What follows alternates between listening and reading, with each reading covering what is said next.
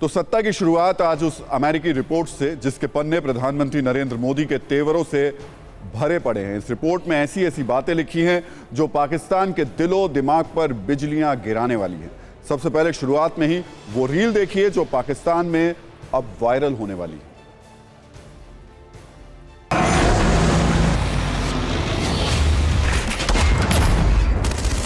Surgical strike करके दिन में भी तारे दिखा दिए थे। एयर स्ट्राइक करके घर में घुसकर मारा। अगर तीसरी गलती करने की गलती की तो लेने के देने पड़ जाएंगे।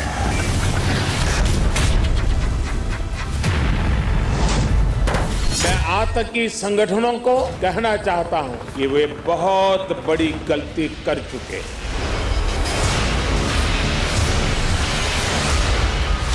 बहुत बड़ी कीमत उनको चुकानी पड़ेगी।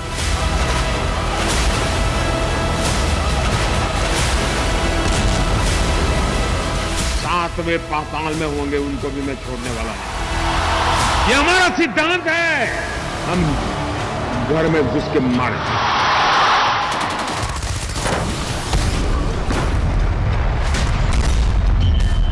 इंतजार लंबा नहीं कर सकते। चुन चुन करके हिसाब लेना ये मेरी फितरत है।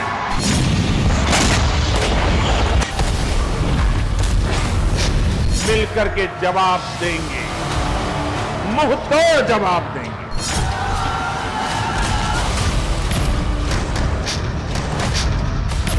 भारत शांति चाहता है, लेकिन भारत उकसाने पर हर हाल में यथोचित जवाब देने में सक्षम है।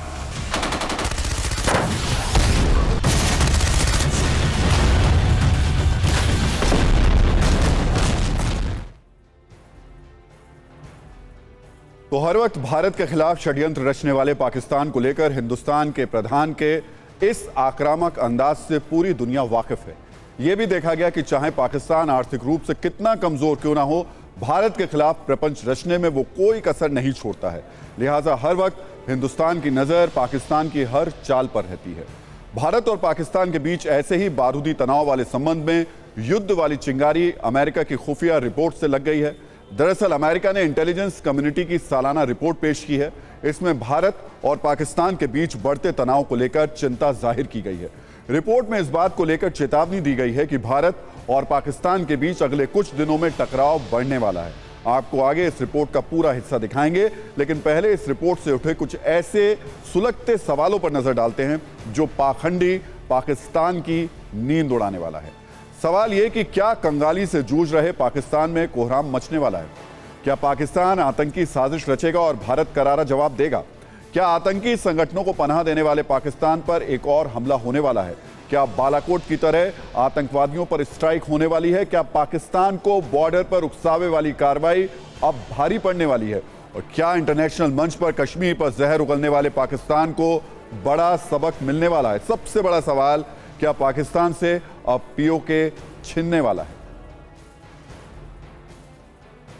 अमेरिका की चेतावनी जायज है, पाकिस्तान की बेचैनी लाजमी है, क्योंकि आतंकवाद पर हिंदुस्तान की पॉलिसी जीरो टॉलरेंस की रही है। न सिर्फ देश के अंदर भारत के जवानों ने आतंकवादियों को चुन चुन कर ढेर किया, बल्कि पाकिस्तान में घुसकर सर्जिकल स्ट्राइक के जरिए आतंकवादी ठिकानों को ध्वस्त भी किया है। आतंकवाद पर पाकिस्तान के पाखंड और भारत की सख्त पॉलिसी को देखते हुए अमेरिका ने एक रिपोर्ट जारी की है। 40 पन्नों की इस रिपोर्ट में 34वें पेज पर भारत और पाकिस्तान के संबंधों को लेकर लिखा गया है। आपको बताते हैं कि अमेरिका की इस रिपोर्ट में क्या कहा गया है। दो परमाणु सशस्त्र देशों के बीच बढ़ते जोखिम की वजह से भारत और पाकिस्तान के बीच संकट विशेष चिंता का विषय है। दिल्ली और इस्लामाबाद संभावित रूप से 2021 की शुरुआत में नियंत्रण रेखा पर हुए संघर्ष विराम के बाद शांति कायम करने के इच्छुक हैं, जबकि पाकिस्तान का भारत विरोधी आतंकवादी समूहों का समर्थन करने का एक लंबा इतिहास रहा है और पीएम मोदी के नेतृत्व में भारत के सैन्य बल के साथ पहले की तुलना में जवाब देने की ज्यादा संभावना है। बढ़े हुए तनाव के बारे में प्रत्येक पक्ष की धारणा हिंसक संघर्ष के जोखिम बढ़ाती है। कश्मीर में हिंसक अशांति या भारत में आतंकवादी हमला इसका संभावित फ्लैश पॉइंट है। यह रिपोर्ट यूं ही नहीं है, अमेरिका की यह चेतावनी भी यूं ही नहीं है, क्योंकि पाकिस्तान अपनी हरकतों से बाज नहीं आ रहा है। एक तरह से कंगाल पाकिस्तान कटोरा लेकर भीख मांगता रहा है और दूसरी तरफ आतंकवादियों और कट्टरपंथियों को वो शह भी देता रहा है। अमेरिका की एक रिपोर्ट भेजी है और कोई ज्योतिषी भी नहीं बता सकता लड़ाई कब नहीं हो सकती, क्योंकि हमारे पार्लियामेंट ने कहा है कि हम पीओके ले सकेंगे, लेके रहेंगे। और यह भी है कि पाकिस्तान की जो स्थिति है वो अच्छी नहीं है।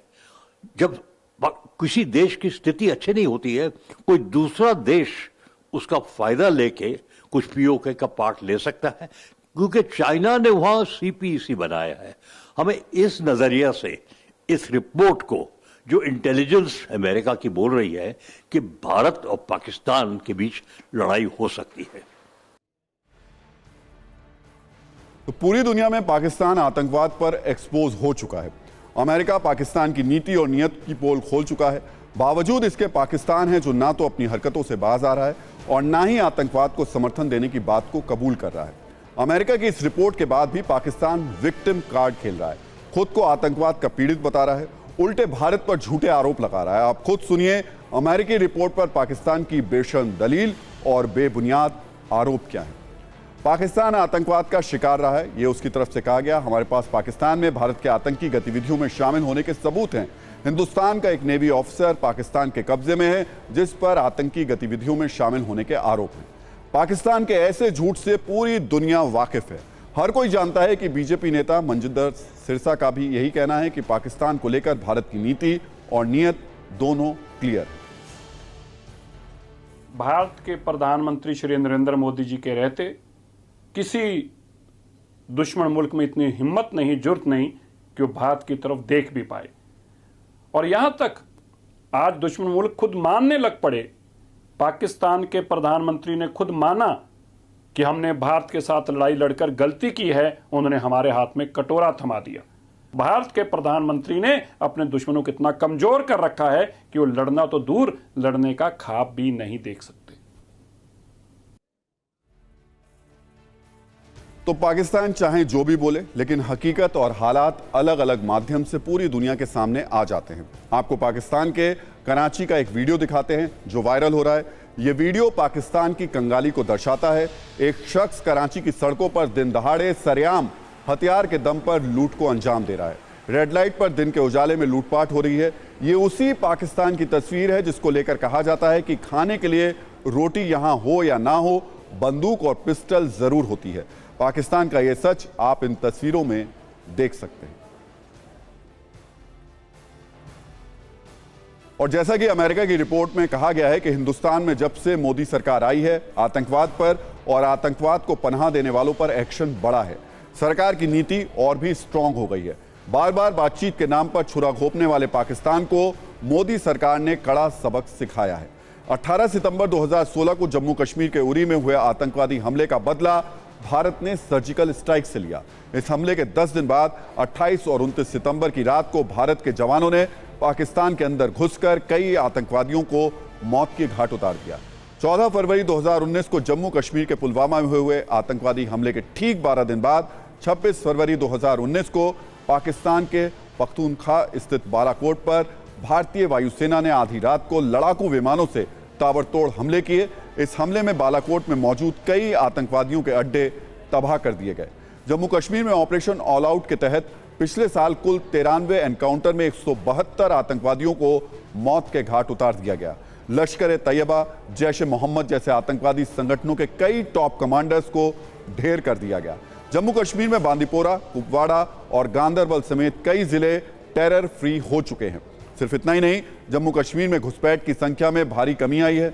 घाटी में आतंकवाद अब खात्मे के रास्ते पर है। पुलिस के मुताबिक फिलहाल घाटी में सिर्फ 37 आतंकवादी एक्टिव हैं जो सुरक्षा बलों के टारगेट पर हैं। तो एक तरफ अमेरिका है जो पाकिस्तान को चेता रहा है। अमेरिका की खुफिया एजेंसियां हिंदुस्तान की शक्ति और आतंकवाद पर जीरो टॉलरेंस पॉलिसी को सामने रख रही हैं। वहीं दूसरी ओर पश्चिमी मीडिया है जो अपने सेलेक्टिव एजेंडे को लगातार आगे बढ़ाकर एंटी इंडिया चश्मे से देखते हुए भारत की पॉलिसी को टारगेट कर रहा है।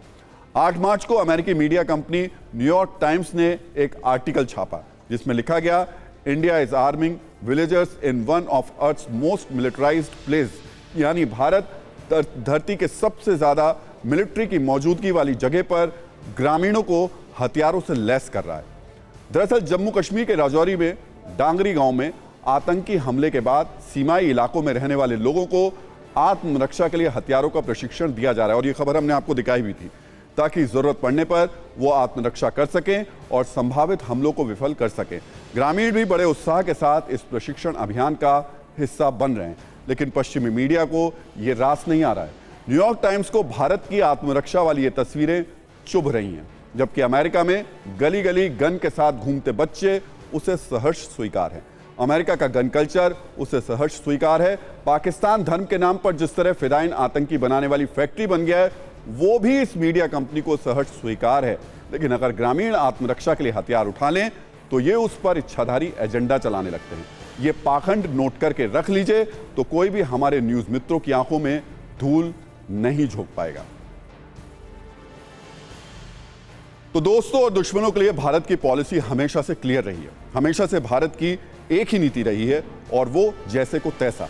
एक तरफ पाकिस्तान को भारत हमेशा से उसी की भाषा में जवाब देता रहा है, वहीं दूसरी ओर आज गुजरात में भारत और ऑस्ट्रेलिया की दोस्ती की ऐतिहासिक तस्वीरें देखने को मिली, जब पीएम मोदी ऑस्ट्रेलिया के प्रधानमंत्री एंथनी अल्बानीज के साथ क्रिकेट मैच देखने पहुंचे। भारत और ऑस्ट्रेलिया के बीच 4 टेस्ट मैचों की सीरीज का आखिरी मुकाबला अहमदाबाद में खेला जा रहा है। इस मुकाबले को देखने के लिए दोनों देशों के प्रधानमंत्री अहमदाबाद के नरेंद्र मोदी स्टेडियम पहुंचे। मैच से पहले दोनों देशों के प्रधानमंत्रियों ने अपने अपने देश की क्रिकेट टीम के कप्तान को सम्मानित किया और उन्हें खास टेस्ट मैच की खास टोपी भी दी। दर्शकों से खचाखच भरे स्टेडियम में दो देशों की दोस्ती की हर तस्वीर हिंदुस्तान की नीति और नियत की तस्दीक कर रही थी। सिर्फ कुछ सेकंड की न्यूज रील में आप रिवीजन कर लीजिए। Please join me in welcoming the Honorable Prime Minister of India, Sri Narendra Modi ji, and Honorable Prime Minister of Australia, Mr. Anthony Albanese.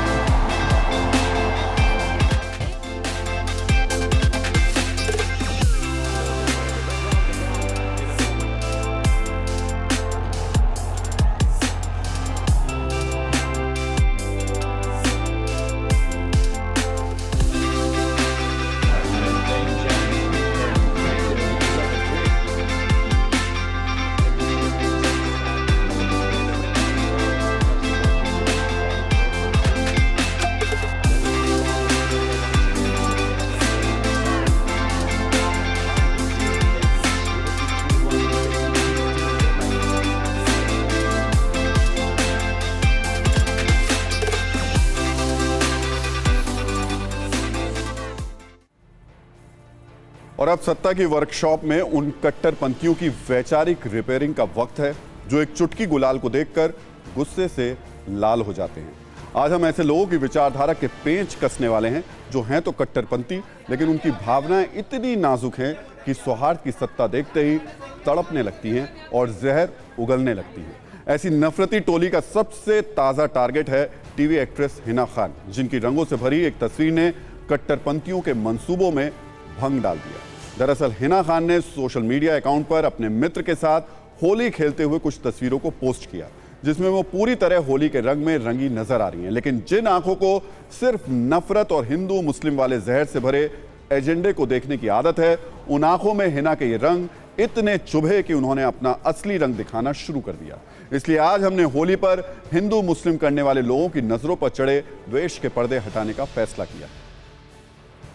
वैसे रंग ना तो बोली देखता है, ना किसी का मजहब, लेकिन धर्म के बहाने नफरत का झंडा तानकर एजेंडा चलाने वाले लोग रंगों में भी धार्मिक जहर घोलने के लिए तैयार बैठे हैं। होली खेलने पर हिना के लिए भी सोशल मीडिया पर जिन शब्दों का इस्तेमाल किया गया वो बेहद शर्मनाक हैं। किसी ने इस्लाम में होली के रंग के इस्तेमाल को नाजायज बताया और हिना खान के लिए जहर उगला, तो किसी ने हिना खान को धर्म का हवाला देते हुए नाम बदलने की हिदायत दे डाली। किसी ने मुस्लिम होकर हिना खान के होली खेलने पर नफरती बयान दिए, तो किसी ने लिखा कि हिना खान को शर्म करनी चाहिए जो मुसलमान होकर हिंदुओं का त्योहार मना रही हैं। लेकिन असल में आज शर्म करने की जरूरत उन लोगों को है जो होली पर हिंदू मुस्लिम वाली नफरत का जहर पीकर हिना के खिलाफ जहर उगल रहे थे। असल में ऐसे लोग समाज के वो दुश्मन हैं जिनका दिल बहुत काला है। इन्हें रंग अच्छे नहीं लगते हैं, ना ही समाज में और ना ही किसी की जिंदगी में। हिना खान की होली पर मचे सोशल युद्ध के बाद आज हमने कई मुस्लिम और हिंदू धर्मगुरुओं से बात की जो लोग होली के रंगों में नफरत और बैर का रंग घोलना चाहते हैं। मजहब के उन ठेकेदारों को आज ये रील जरूर देखनी चाहिए, इससे उन्हें कुछ सद्बुद्धि मिलेगी।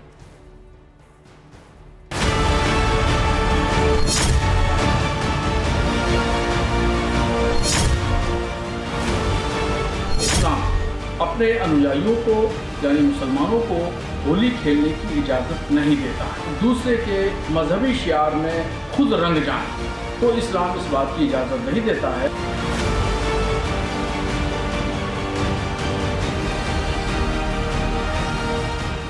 हिना खान ही नहीं, हिंदुस्तान में कितने लोग होली खेल रहे हैं। मेरे यहाँ कोई दूसरे मजहब का शख्स आता है, मैं उसके धर्म का एहतराम करते हुए, उससे मोहब्बत करते हुए उससे होली मिलता हूँ, उससे गले मिलता हूँ, उससे फूलों के साथ होली खेलता हूँ, तो इसमें क्या एतराज़ है। मुझे अफसोस है ऐसे लोगों के ऊपर जो मजहबी मामलों के अंदर ट्रोल करके नफरत की भाषा जो है बोलते हैं और देश के अंदर जहर उगलते हैं।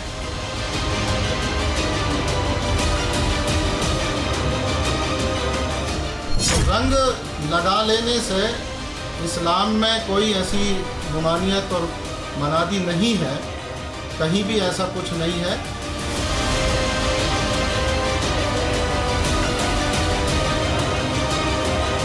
मैंने मुस्लिमों को देखा रंग बेचते हुए, गुलाल बेचते हुए। उनका रंग गुलाल बेचना हराम नहीं है, लेकिन रंगोत्सव में शामिल होकर रंग डलवाना हराम है। कैसे? ये दोगलापन कैसे?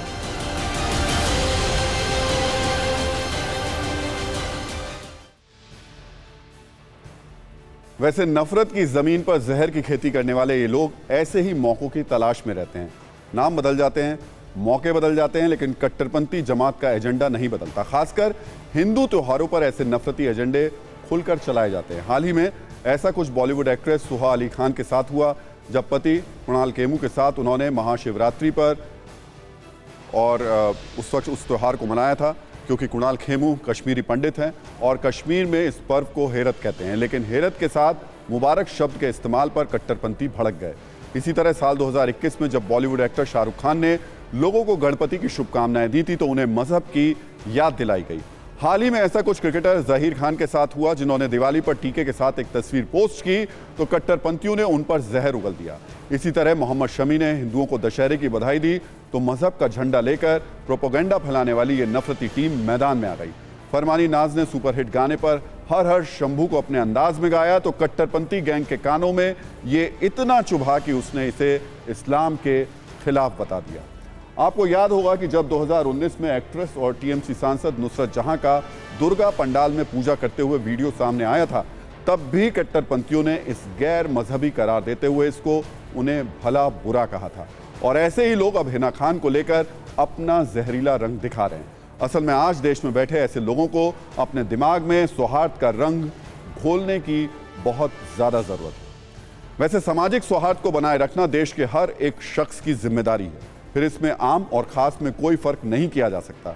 जिस तरह होली खेलने पर किसी एक्ट्रेस पर नफरत का रंग डालना गुनाह है, बिल्कुल वैसे ही हर बात को हिंदू मुस्लिम रंग देना या उसमें मजहबी तड़का लगाना भी जायज़ नहीं है, जैसा इस वक्त एक मैट्रिमोनियल वेबसाइट के विज्ञापन पर किया जा रहा है। कल होली और महिला दिवस के मौके पर भारत मैट्रिमोनियल की ओर से एक विज्ञापन जारी किया गया, जिसमें महिलाओं के प्रति बढ़ते अपराध को लेकर एक सामाजिक संदेश दिया गया। सबसे पहले हम आपको वो ऐड दिखाते हैं, उसके बाद सत्ता की वर्कशॉप में उन लोगों की वैचारिक मरम्मत करेंगे जिन्हें इस ऐड में हिंदू मुस्लिम नजर आता है। तो भारत मैट्रिमोनियल के इस विज्ञापन के सामने आने के बाद फिल्म कश्मीर फाइल्स बनाने वाले डायरेक्टर विवेक अग्निहोत्री ने इस पर एक ट्वीट किया और जिसमें उन्होंने विज्ञापन की आलोचना करते हुए इसे कुतर्क बताया। फिर इसके थोड़ी देर बाद पूरी ब्रिगेड मैट्रिमोनियल वेबसाइट को हिंदू फोबिक बताते हुए सवाल उठाने लगी और सवाल यह भी उठाया गया कि हर बार हिंदू त्योहारों की ही क्यों उनको निशाना बनाया जाता है। लेकिन हिंदू मुस्लिम की इस आंधी में वो मूल मुद्दा खो गया जिसका मैसेज इस विज्ञापन में देने की कोशिश की गई। सवाल उठाने वालों ने एक बार भी होली पर महिलाओं के प्रति होने वाले अपराध पर कोई ट्वीट नहीं किया और पूरे मैसेज पर हिंदू मुस्लिम वाला पर्दा डाल दिया, बिल्कुल उस इच्छाधारी मीडिया की तरह जिसके बीच हिंदू मुस्लिम वाली डिबेट और धार्मिक द्वंद्व की चैंपियनशिप में गोल्ड मेडल हासिल करने की इस वक्त होड़ लगी हुई है। लेकिन एक जिम्मेदार चैनल होने के नाते हमारी जिम्मेदारी हर उस शख्स से सवाल करने की है जो इस मजहबी खाई को बढ़ाना चाहते हैं। वैसे विवाद सिर्फ विज्ञापन तक नहीं है, बल्कि एक विवाद इस वक्त सियासत में भी टॉप ट्रेंड कर रहा है और वो जुड़ा है उपराष्ट्रपति जगदीप धनखड़ के एक फैसले से जिसे लेकर कांग्रेस गर्म है और इसे लेकर राजनीति का पारा भी हाई है। दरअसल देश के उपराष्ट्रपति और राज्यसभा के सभापति जगदीप धनखड़ ने संसदीय समितियों में अपना स्टाफ की नियुक्ति की है। उन्होंने अपने स्टाफ से 8 अधिकारियों को 20 संसदीय कमेटियों में अपॉइंट किया है। जिन अधिकारियों की नियुक्ति की गई है उनमें से 4 अधिकारी उपराष्ट्रपति सचिवालय के अधीन हैं, जबकि 4 राज्यसभा के सभापति के अधीन आते हैं। लेकिन इन्हीं नियुक्तियों को लेकर अब नया विवाद हो गया है। अधिकारियों की नियुक्ति को लेकर मंगलवार को जारी हुए ऑर्डर में राज्यसभा सचिवालय की ओर से कहा गया कि अधिकारियों को कमेटियों में तत्काल प्रभाव से और अगले ऑर्डर तक के लिए जोड़ा गया है। कांग्रेस के आरोप बताने से पहले हम आपको यह बताते हैं कि किन अधिकारियों की नियुक्ति कहां पर की गई है। उपराष्ट्रपति के ओएसडी राजेश नाइक को business advisory committee, general purpose committee और गृह मंत्रालय से जुड़ी समिति के साथ जोड़ा गया है। उपराष्ट्रपति के निजी सचिव सुजीत कुमार को राज्यसभा में सूचना और संचार तकनीक प्रबंधन की समिति के साथ कई दूसरी समितियों में जोड़ दिया गया है। उपराष्ट्रपति के additional private secretary Sanjay Verma को गवर्नमेंट इंश्योरेंस के साथ जोड़ा गया है, जबकि उपराष्ट्रपति के ओएसडी अबुदय सिंह शेखावत को हाउस कमेटी, पिटीशन कमेटी और स्वास्थ्य तथा परिवार कल्याण मंत्रालय की समिति में शामिल किया गया है। इसी तरह राज्यसभा सभापति के ऑफिस से भी 4 अधिकारी संसदीय समिति में भेजे गए हैं, जिनमें राज्यसभा के सभापति के ओएसडी अखिल चौधरी शामिल हैं। राज्यसभा के सभापति के एक और ओएसडी कौस्तुभ सुधाकर भालेकर का नाम है। राज्यसभा के सभापति की निजी सचिव अदिति चौधरी को भी एक समिति से जोड़ा गया है, जबकि राज्यसभा के सभापति के ओएसडी दिनेश डी का नाम भी 8 अधिकारियों की लिस्ट में शामिल है। अब विपक्षी दलों ने इस फैसले का विरोध किया है। कांग्रेस ने आरोप लगाया है कि कमेटियों के काम पर नजर रखने के लिए ये नियुक्तियां की गई हैं। अधिकारियों से जुड़ी नियुक्ति के ऑर्डर पर कांग्रेस नेता मनीष तिवारी ने लिखा है, उपराष्ट्रपति राज्यसभा के पदेन सभापति हैं। वो उपसभापति या उपसभापति के पैनल की तरह सदन के सदस्य नहीं हैं। वो अपने पर्सनल स्टाफ को संसद की स्टैंडिंग कमेटियों में कैसे नियुक्त कर सकते हैं? क्या ये संस्थागत ढांचे को बर्बाद करने जैसा नहीं होगा? इस विवाद पर कांग्रेस नेता अजय कुमार ने क्या कहा, वो भी सुन लीजिए। परंपरा यही रही है कि जॉइंट सेक्रेटरी जो है राज्यसभा सेक्रेटरी में जो जॉइंट सेक्रेटरी थे उनको जो है हर एक स्टैंडिंग कमेटी के साथ अटैच किया जाता था। अब जिस तरह से उपराष्ट्रपति जी काम कर रहे हैं अपने व्यक्तिगत स्टाफ डाल करके, एक तो नियम के खिलाफ जरूर होगा। हम देख रहे हैं कि धीरे धीरे भारतीय जनता पार्टी के जितने भी नेतागण हैं वो जो है जो डिवीजन है परमानेंट सेक्रेटरीट या परमानेंट गवर्नमेंट बोलिए या नौकरशाही बोलिए, और जो पॉलिटिकल राजनीतिक नेतृत्व है, राजनीतिक नेतृत्व हस्तक्षेप कर रहे हैं नौकरशाही के क्षेत्र में। अब विपक्षी दलों को उपराष्ट्रपति जगदीप धनखड़ के फैसले से आपत्ति क्यों है और उसके आरोप क्या है, वो आपको बता देते हैं। दरअसल 20 संसदीय कमेटियों में जिन 8 अधिकारियों को भेजा गया है वो समिति के काम में मदद करेंगे, लेकिन इन संसदीय समितियों की कई मीटिंग बेहद गोपनीय होती हैं। ऐसे में उनकी जानकारी भी इन अधिकारियों को हो सकती है। इसी पर विपक्ष को आपत्ति है। कांग्रेस के कई नेताओं ने आरोप लगाया है कि कमेटियों के काम पर नजर रखने के लिए ये नियुक्तियां की गई हैं। हालांकि आपको यहां यह भी जानकारी दे दें कि जिन अधिकारियों को संसदीय समिति में शामिल किया गया है उन्हें वोट देने का अधिकार नहीं होगा। वैसे स्थायी समितियों में नियुक्ति का अधिकार राज्यसभा के सभापति और उपराष्ट्रपति के पास ही होता है। आमतौर पर संयुक्त सचिव स्तर का अधिकारी संसदीय समितियों का काम देखता है और सीधे राज्यसभा के महासचिव को रिपोर्ट करता है। महासचिव संसदीय समितियों की कार्यवाही के बारे में राज्यसभा के सभापति और उपराष्ट्रपति को जानकारी देते हैं और संसदीय समिति के अध्यक्ष संसद के प्रति जवाबदेह होते हैं। अब इस विवाद पर कांग्रेस ने जिस तरह से मोर्चा खोला है उसे देखकर कहा जाता है कि इस पर सियासी गर्मी अभी और बढ़ने वाली है। वैसे जो भी अपडेट होगा हम न्यूज मित्रों को उसकी जानकारी जरूर देते रहेंगे। और कहते हैं कि सियासत में ना तो दोस्ती ज्यादा लंबी होती है और ना ही दुश्मनी। दोनों सत्ता के समीकरण के साथ बदलती रहती है। देश का इतिहास गवाह है, एक दूसरे को पानी पी पी कर कोसने वाले साथ मिलकर सरकार बनाते हैं और सत्ता भी चलाते हैं। नॉर्थ ईस्ट में कुछ ऐसी ही नई सियासी इंजीनियरिंग देखने को मिली है। महाराष्ट्र में बीजेपी और एनसीपी सियासी विरोधी हैं, लेकिन नागालैंड में यह तस्वीर बदल चुकी है। दोनों सरकार में एक साथ हैं, वो भी एक गठबंधन में। राजनीति के मास्टर ब्लास्टर माने जाने वाले शरद पवार ने नागालैंड में एनडीपीपी बीजेपी गठबंधन को अपना समर्थन दिया है। एनसीपी ने बिना शर्त समर्थन देने का ऐलान किया है।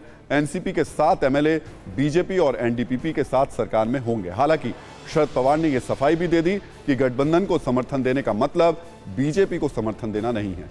समझ गए ना आप, ये राजनीति है, यहां कभी भी कुछ भी हो सकता है। फिलहाल एनसीपी का कहना है कि नागालैंड की जनता के हित को ध्यान में रखते हुए एनडीपीपी के नेफ्यू रियो को समर्थन दिया है। एनसीपी के प्रवक्ता नरेंद्र वर्मा ने कहा कि नागालैंड में चुने हुए विधायकों की इच्छा थी कि जनता के हित के लिए हमें सरकार का हिस्सा होना चाहिए। बाद में यह मुद्दा शरद पवार के पास लाया गया, जिस पर पवार ने समर्थन देने की बात कही। नागालैंड राज्य के लार्जर इंटरेस्ट में और एन रियो जो वहां के मुख्यमंत्री, उनके हमारे बहुत अच्छे ताल्लुकात पुराने, उसको मद्देनजर रखते हुए बिना किसी कंडीशन के हमने एन रियो का नेतृत्व को माना। महाविकास आघाड़ी का जो एक फ्रंट बना वो कॉमन मिनिमम प्रोग्राम पे बना। एनसीपी, कांग्रेस और शिवसेना तीनों पार्टी ने उस पर सहमति जताई और उसको लेकर हम आगे चले। हालांकि एनसीपी के इस चौंकाने वाले फैसले ने कांग्रेस के नेताओं को निशब्द कर दिया है। अब जहां पर महाराष्ट्र की बात है, हमें अभी तक यही है कि भाजपा से एनसीपी ताकत से लड़ रही है, लेकिन अगर मैं वहां जाकर नागालैंड में ये अपना समर्थन दे देते हैं तो ये तो अब वही बताएंगे कि अब क्या है वो। वैसे शरद पवार की राजनीति अक्सर अपनी विरोधी पार्टियों और सहयोगी पार्टियों दोनों को निशब्द कर देती है, इसलिए कांग्रेस का निशब्द होना बनता है। इसे आप 2024 से पहले नॉर्थ ईस्ट की राजनीतिक इंजीनियरिंग का एक पुर्जा भी मान सकते हैं। अब पूर्वोत्तर भारत के अहम राज्य त्रिपुरा से एक महत्वपूर्ण राजनीतिक अपडेट आपको दे देते हैं। होली के दिन केंद्रीय गृह मंत्री अमित शाह से टिपरा मोथा के प्रमुख प्रद्योत किशोर देबबर्मा के नेतृत्व में पार्टी के प्रतिनिधिमंडल ने मुलाकात की। बैठक में टिपरो सुप्रीमो के नेतृत्व में टिपरा मोथा का 6 सदस्य प्रतिनिधिमंडल मौजूद था, जबकि बीजेपी की तरफ से गृह मंत्री अमित शाह, त्रिपुरा के सीएम माणिक साहा, असम के सीएम हिमंता बिस्वा शर्मा और प्रदेश बीजेपी प्रभारी संबित पात्रा समेत 6 सदस्य मौजूद थे। बैठक में यह विचार हुआ कि टिपरा मोथा और भारतीय जनता पार्टी एक साथ कैसे काम कर सकते हैं। चुनावी टकराव के बाद यह विचार नॉर्थ ईस्ट के राजनीतिक सीन के हिसाब से क्रांतिकारी है। टिपरा प्रमुख प्रद्योत देबबर्मन ने ट्वीट करके कहा कि गृह मंत्री ने त्रिपुरा के मूल निवासियों के संवैधानिक समाधान की प्रक्रिया शुरू कर दी है। इस प्रक्रिया के लिए एक वार्ताकार नियुक्त किया जाएगा और ये एक तय समय सीमा के भीतर होगा। टिपरा मोथा त्रिपुरा विधानसभा में दूसरी सबसे बड़ी पार्टी है, उसने 13 सीटें जीती हैं। भविष्य की बात करें तो त्रिपुरा की 2 संसदीय सीटों में से एक आदिवासियों के लिए आरक्षित है और माना जा रहा है कि उस सीट पर टिपरा मोथा बहुत मजबूत है। बातचीत करके बीजेपी ने प्रद्योत देबबर्मन के दरवाजे अब खुले रख दिए हैं। आपको बता दें कि त्रिपुरा के राज परिवार से आने वाले प्रद्योत देबबर्मा लंबे वक्त से संवैधानिक समाधान के जरिए एक अलग राज्य की मांग कर रहे हैं, जबकि बीजेपी साफ कहती रही है कि वो त्रिपुरा जैसे छोटे राज्यों के विभाजन के पक्ष में नहीं है। त्रिपुरा के शाही वंशज प्रद्योत माणिक्य देबबर्मा के नेतृत्व वाली टिपरा मोथा आदिवासियों का प्रतिनिधित्व करती है। प्रद्योत देबबर्मा की यह लड़ाई ग्रेटर टिपरालैंड के रूप में आदिवासियों के लिए अलग राज्य बनाने की है। आदिवासी समुदाय त्रिपुरा की आबादी का करीब 30%। तो राज्य के कुल 60 सीटों में से 20 सीटें आदिवासियों के लिए आरक्षित हैं, जहां बांग्ला समुदाय और यहां के मूल निवासी आदिवासियों के बीच अधिकारों का टकराव होता रहा है। ऐसे में बीजेपी और टिपरा मोथा के बीच का समझौता नॉर्थ ईस्ट की उस राजनीतिक इंजीनियरिंग का हिस्सा है जिसके तहत बीजेपी नॉर्थ ईस्ट को मुख्यधारा में लाने की कोशिश कर रही है और इसमें अपना राजनीतिक लाभांश भी सुनिश्चित कर रही है। हमारे न्यूज मित्र ध्यान रखें कि नॉर्थ ईस्ट में लोकसभा की 25 सीटें हैं और बीजेपी की नॉर्थ ईस्ट वाली इंजीनियरिंग से पूरे क्षेत्र पर प्रभाव पड़ेगा।